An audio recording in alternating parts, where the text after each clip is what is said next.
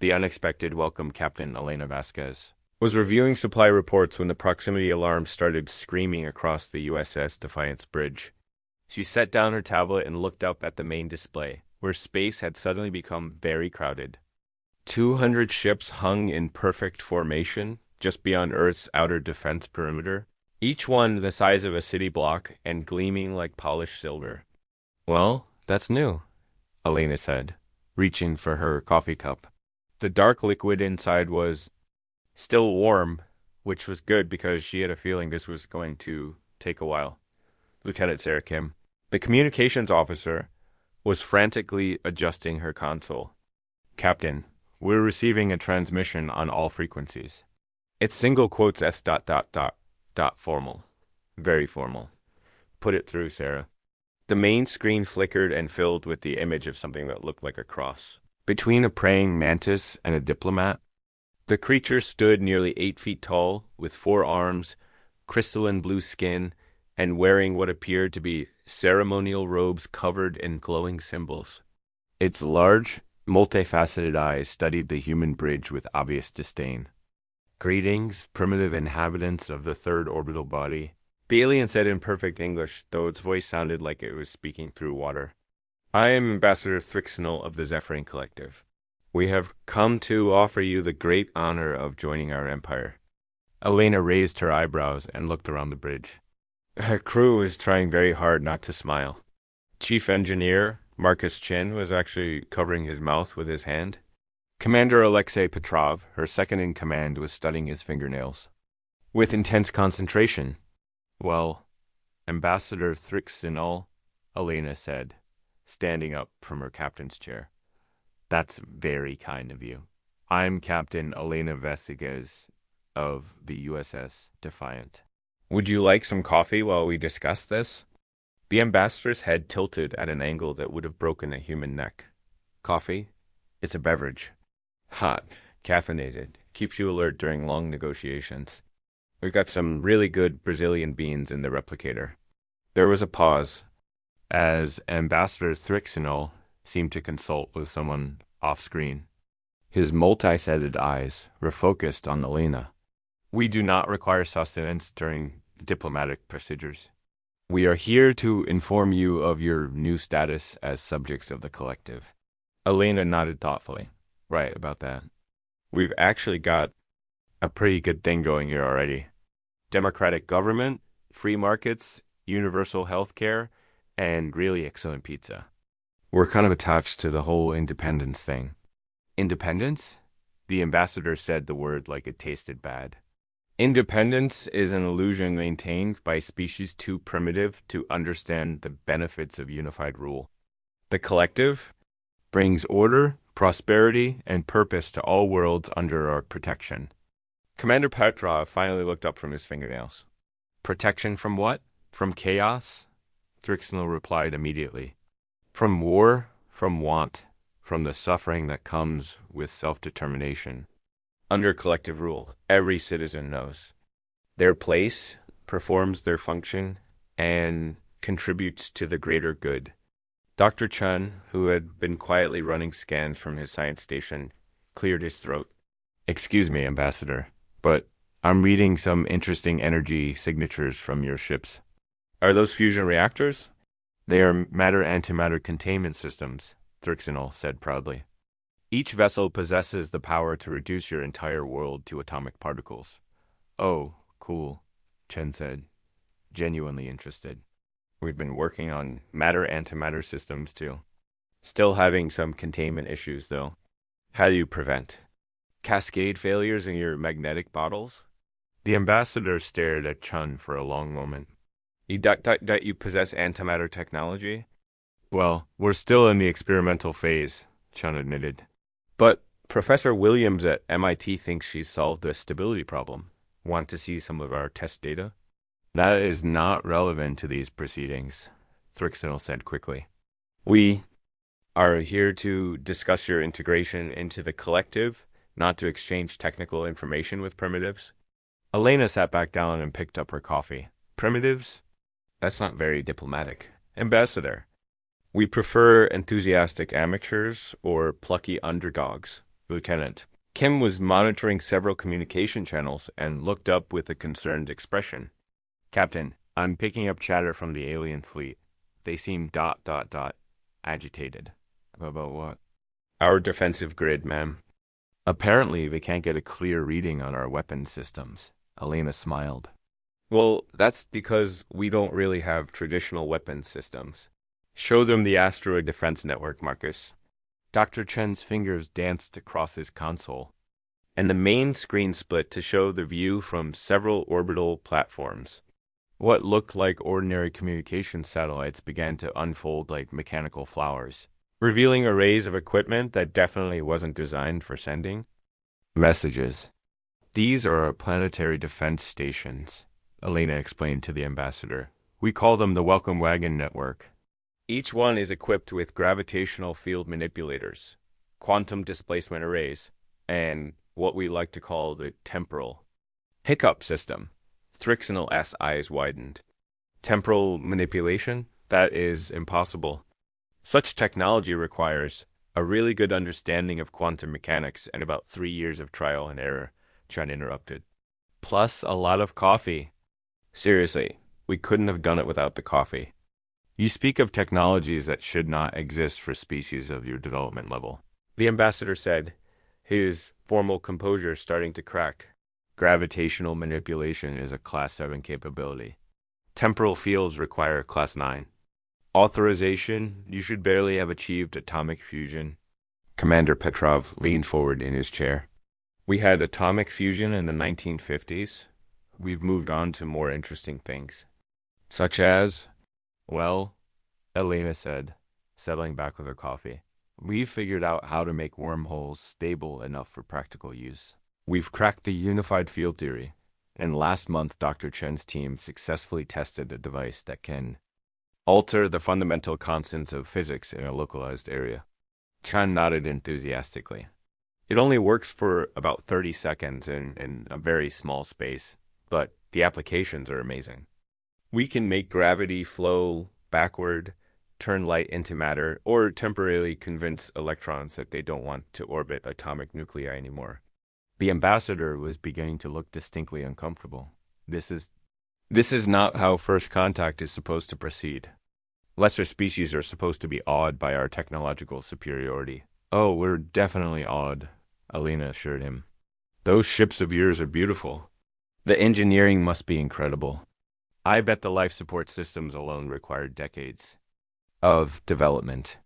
Centuries, Thrixon said, automatically, then caught himself. Not that such information is relevant to your surrender. Surrender? Elena looked genuinely confused. Who said anything about surrender? We just met. Shouldn't we get to know each other first? Maybe have dinner? Share some cultural exchange programs? Discuss trade agreements? There are no negotiations, the ambassador said firmly. The collective does not negotiate with primitive species. You will submit to our rule or face the consequences. Lieutenant Kim looked up from her console again. Captain, we're receiving a transmission from Earth Command. Admiral Morrison wants to know if our guests would like a tour of the lunar facilities. Elena brightened. Oh, that's a great idea. Ambassador, would you like to see what humans do for fun in low gravity? We've got sports, manufacturing centers, and the most amazing botanical gardens you've ever seen. Growing plants in 1/6 gravity creates some really interesting effects. We are not here for tourism, Thrixonal said, his voice rising. We are here to claim this system for the collective. Well, sure, but you can't just claim a whole star system without seeing what you're claiming, Elena said reasonably. That would be like buying a house without looking inside. What if you don't like the neighborhood? The ambassador turned away from the screen and began having what sounded like a heated discussion with his staff. Elena could hear multiple voices, speaking in a language that sounded like wind chimes being played by an enthusiastic tornado. Captain, Commander Petrov said quietly, are we really going to invite them for dinner? Why not? Elena replied, when was the last time we had visitors? From another galaxy? This is exciting. Dr. Chen was studying his sensor readings with fascination. Their ships are using a propulsion system I've never seen before. It looks like they're manipulating space-time directly, creating bubbles of altered physics around each vessel. The mathematics alone must be incredible. Ambassador Thrixinol turned back to the screen, his composure restored, but his eyes betraying uncertainty. Very well. We will accept your cultural exchange, but understand that this changes nothing. The collective's decision is final. Elena stood up and smoothed down her uniform. Of course, Ambassador. We understand completely. Sarah, signal Admiral Morrison that we'll be having guests for dinner. Tell him to break out the good wine and ask Chef Rodriguez to prepare something special. Oh, and make sure the observation deck has fresh flowers. First impressions are important. As the communication ended and the screen returned to showing the alien fleet, Elena's crew looked at her with expressions ranging from admiration to mild concern. Captain, Petrov said carefully, do you have a plan? Or are we just being really polite to our potential conquerors? Elena grinned and finished her coffee. Alexei, sometimes the best way to deal with bullies is to be so relentlessly nice that they don't know what to do with themselves. Besides, I'm curious about these Zephyrians. Any species that thinks they can conquer the galaxy just by showing up and demanding surrender clearly hasn't done their homework on human nature. And if they decide to attack anyway? Elena's smile didn't waver, but her eyes became considerably harder. Then they'll learn why every species that's ever tried to conquer humanity has regretted it. But let's try the civilized approach first. After all, they might surprise us. She looked out at the alien fleet, gleaming in the reflected light of Earth's sun. Besides, I'm genuinely curious about their technology. And if we're lucky, they might even like pizza. Asterisk that education 3 hours later. Ambassador Thrixinel found himself in what the humans called a conference room, aboard a space station orbiting Earth's moon. The room was completely unlike any diplomatic facility he had ever seen. Instead of the formal, sterile environments favored by civilized species, this space was filled with plants, artwork, and furniture that looked comfortable rather than impressive. Captain Vasquez sat across from him at a table made of actual wood, sipping something called tea while a holographic display showed rotating images of Earth and its colonies. Beside her sat Dr. Chin, Commander Petrov, and several other humans who had been introduced with titles that made no sense to Thrixard worldview. So, Captain Vasquez was saying, you've conquered 1,247 worlds. In how long? 3,412 of your years, Thrixinol replied automatically. Each integration was completed within 7 standard rotations of contact. Dr. Chun looked up from a tablet he was studying. That's actually pretty impressive from a logistics standpoint. How do you maintain administrative control over that many systems? Through the hierarchy, Thrixinol explained, falling back on comfortable, familiar concepts. Each world is assigned a governor who reports to a sector commander, who reports to a regional administrator, who reports to the High Council. And who's on the High Council? Commander Petrov asked. The oldest and wisest members of the collective, those who have proven their dedication to order and efficiency. Captain Vasquez nodded thoughtfully. How were they chosen? Thrixinel paused. The question seemed simple, but suddenly he couldn't remember the last time the High Council had changed membership. They choose their own successors. Ah, Vasquez said, and something in her tone made Thrixinol uncomfortable. And how long do they serve? Until death, of course. Wisdom accumulates with age. Dr. Chen was making notes on his tablet. What's the average lifespan of a Zephyrian? Approximately 800 standard years. So the High Council could theoretically remain unchanged for centuries? The longest-serving member has held his position for over 600 years. Thrixinol said proudly, then wondered why the humans were exchanging glances. That's quite a long time, Captain Vasquez said diplomatically. How does the collective handle new ideas or changing circumstances?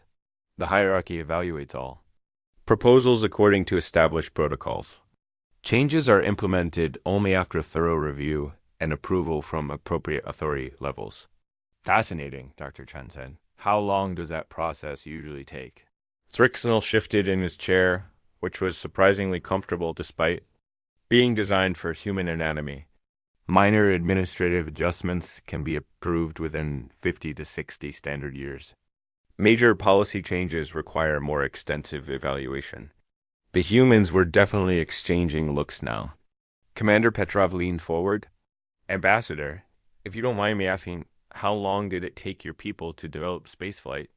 4,000 years from first concept to successful implementation. And how long for humans, Marcus? Vasquez asked. From theory to orbit? About 60 years. From orbit to interstellar travel, another 40. Thrixnell's mandibles clicked together involuntarily. That is impossible.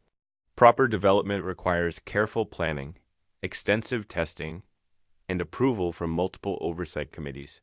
We're not really big on committees, Vasquez admitted. We tend to try things and see what happens. But that could lead to disasters, mistakes, inefficiency. Dr. Chun grinned. Oh, we make plenty of mistakes? That's how we learn things. Did you know that we discovered the principle behind our faster-than-light drive completely by accident? Dr. Thompson was trying to make a more efficient coffee machine and accidentally created a localized space-time distortion in her laboratory. A coffee machine led to interstellar travel. The best discoveries usually happen when you're trying to solve completely different problems, Chun explained. We call it serendipity. Thrixnell was struggling to process this information when Captain Vasquez stood up. Would you like to see some of our facilities, Ambassador? Since we're neighbors. Yeah, you might as well know what's in the neighborhood. The tour that followed was unlike anything in Thrixnell's experience. Instead of the orderly, predictable infrastructure he expected from a spacefaring civilization, the human facilities seemed to have been designed by someone with a fundamental misunderstanding of proper engineering principles. The first stop was a manufacturing complex, where humans and robots worked together to build starships. But instead of the efficient assembly lines favored by civilized species, the humans seemed to be constantly modifying their designs, trying new approaches, and implementing improvements in real time. This is our latest exploration vessel, Dr. Chan explained, gesturing to a sleek ship that looked nothing like the standardized designs used throughout the galaxy.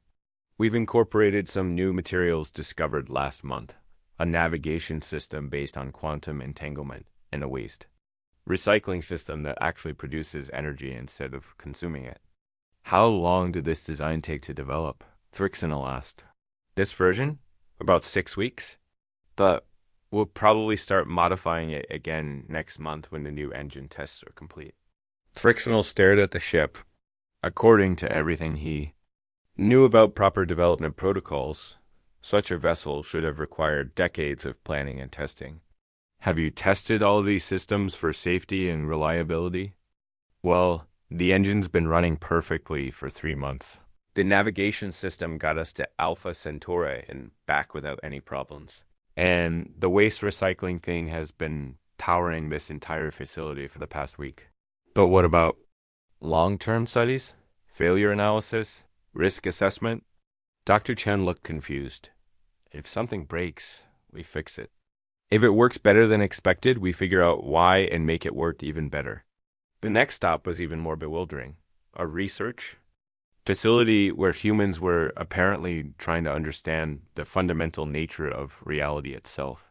Scientists worked in small groups, sharing ideas, arguing about theories, and conducting experiments that seemed to violate several laws of physics. This is Dr. Sarah Williams, Captain Vasquez said, introducing a young woman who couldn't have been more than 30 years old. She's the one who solved our antimatter containment problem. Thrixnell looked at Dr. Williams with disbelief. You appear to be quite young. How many years of training did you require before being permitted to work with antimatter? Dr. Williams laughed. I got my doctorate at 24 and started working on the antimatter project right after graduation. Took me about 2 years to crack the containment issue. 2 years? Thrixenel's voice rose several octaves. Antimatter research requires decades of preparation and approval from the highest authorities. Why? Williams asked genuinely. Uh, Physics is pretty straightforward once you understand quantum field interactions.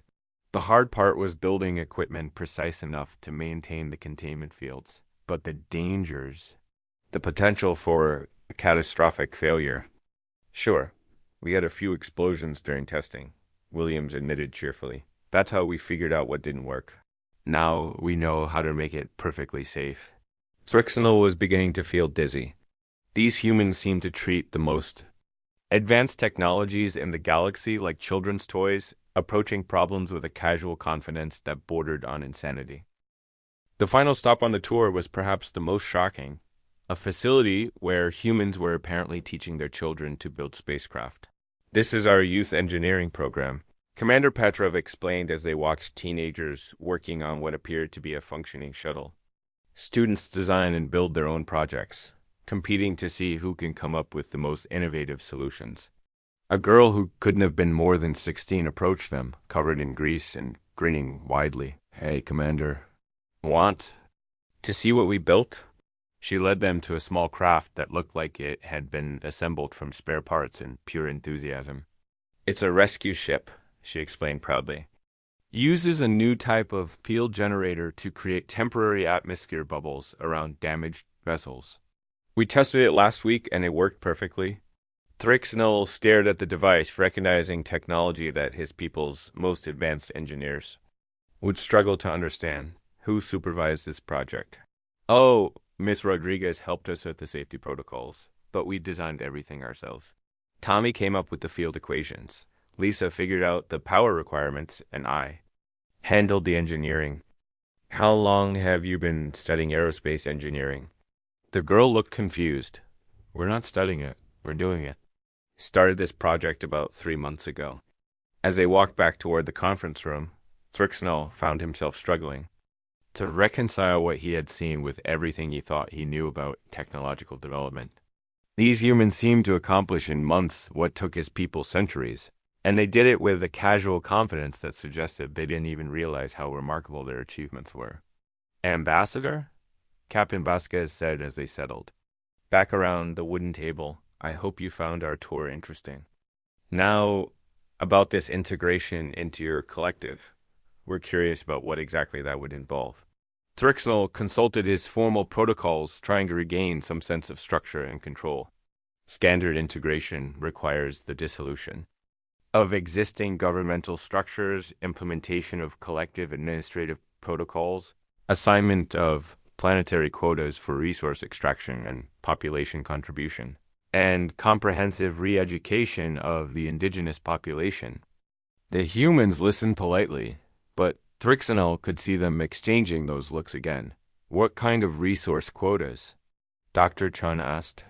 "Typically 60% of industrial output, 40% of agricultural production, and 15% of the population for service in the collective fleet."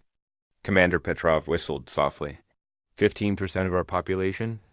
That's over 1 billion people. "Service in the collective fleet is an honor," Thrixenel said automatically. "Citizens selected for service contribute to the greater good of the galaxy." "What kind of service?" Captain Vasquez asked. "Technical support, manual labor, maintenance functions. Each individual is assigned duties according to their capabilities and the needs of the collective."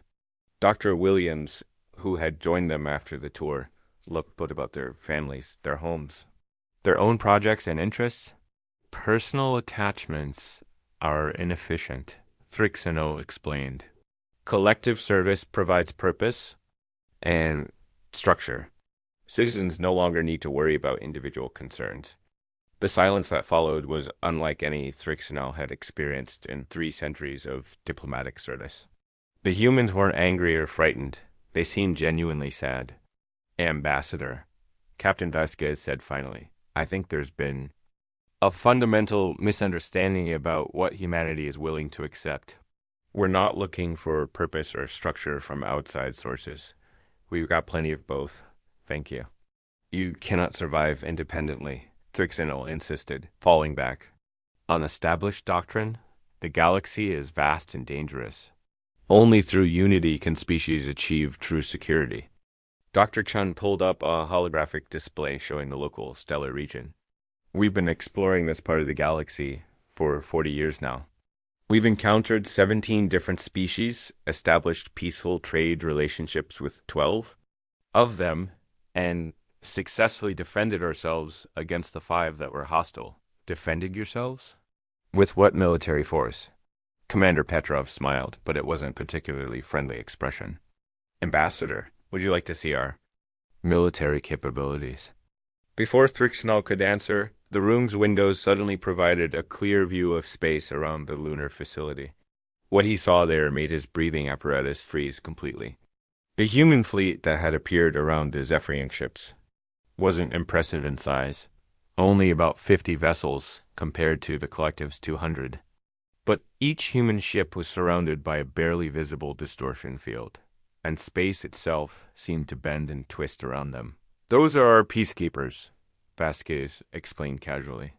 Each one carries enough firepower to sterilize a small moon, but more importantly, they're equipped with the same quantum displacement technology you saw earlier. If necessary, we can simply remove hostile vessels from normal space-time. Remove them where? Elsewhere, Dr. Chen said with a shrug. The mathematics gets complicated, but basically we convinced the universe that the target never existed. In the first place, Thrixnell's worldview, carefully constructed over 3 centuries of successful conquests, was crumbling. But the collective has conquered over 1,000 worlds. We have the most powerful fleet in the galaxy. I'm sure. You do, Captain Vasquez said gently. But, Ambassador, we're not part of your galaxy. She gestured to the holographic display, which zoomed out to show the Milky Way in its entirety, then continued pulling back to reveal other galaxies scattered across impossible distances. Humans evolved in this galaxy, but we've been exploring. Others for the past 20 years. Your collective controls a significant portion of the Andromeda Galaxy, which is very impressive. But you're not the only galactic civilization out there, and you're definitely not the most advanced. Dr. Williams activated another display showing star maps marked with different colors. The Arcanian Confederation controls most of the Triangulum Galaxy and has technology that makes ours look primitive. The Eternal Archive encompasses 12 different galaxies and has been studying the universe for over 1 million years. The Void Singers exist partially outside normal space-time and can restructure reality through mathematics we barely understand. And humans? Thrixnell asked weakly. We're the new kids on the block, Vasquez admitted. But we're friendly neighbors. We're quick learners and we really don't like being told what to do. Thrixnell sat in stunned silence, trying to process the implications of what he had learned. The collective's entire expansion had been based on the assumption that they were the dominant force in the universe. The discovery that they were merely one small empire among many was devastating enough, but the realization that these primitive humans possessed technology that could erase his entire fleet from existence was beyond comprehension. What happens? Now? He asked finally. Captain Vasquez smiled, and for the first time since arriving at Earth, Thrixnell saw genuine warmth in the expression. Now you go back to your people and tell them what you've learned. The universe is a lot bigger and more interesting than any of us realized. There's room for everyone, but conquest isn't going to work anymore. And if the collective refuses to accept this, Commander Petrov leaned forward.